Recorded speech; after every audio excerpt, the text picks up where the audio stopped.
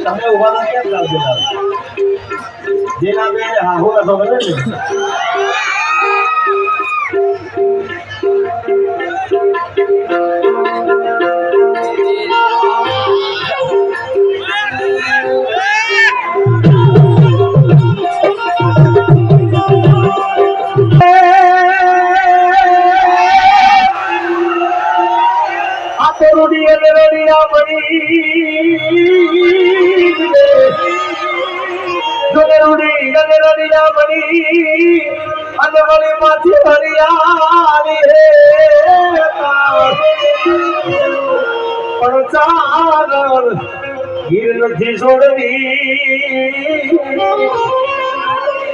તારા બહુડા ને બજાવા